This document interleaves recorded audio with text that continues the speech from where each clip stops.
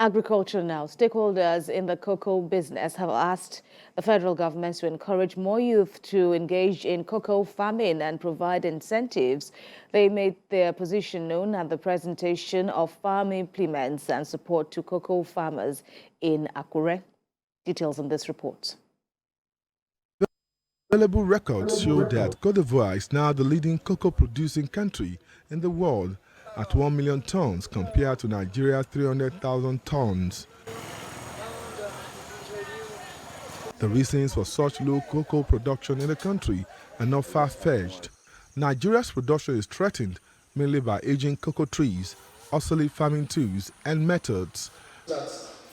These issues came up for discussion at this stakeholders meeting in Akure, Ondo State, where farm tools and incentives were presented to some cocoa farmers. The organizers say more than 1,000 farmers have benefited from this gesture and more will still be involved. Stakeholders asked government to come to the rescue of farmers by providing the necessary tools and incentives for them to thrive. Most especially, they want government to copy private organizations that are adding value to cocoa farming in the country.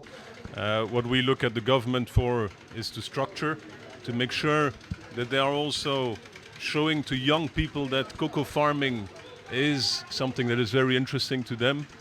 So we also ask the government to make sure that they look at the structure behind cocoa farming, behind the whole cocoa supply chain in general, that they also look at major issues like ensuring we have the right products in Nigeria, that we have the right pesticides in Nigeria.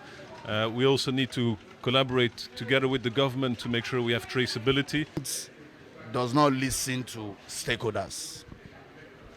When government wants to have this kind of thing, they call their political associates. That's why government keep on failing every time they want to do things like this. Because as a farmer, I'm a farmer, I own a farm. I buy cocoa, so I know where cocoa comes out from. Beneficiaries are delighted with the gesture. We want to beg them, like they should give us a seedling. As an obstacle and problem to our farm, our cocoa tree, they've been able to propose way forward on it.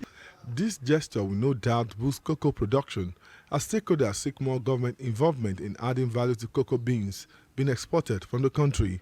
Ayodeji Moradiyo, TVC News, Akure.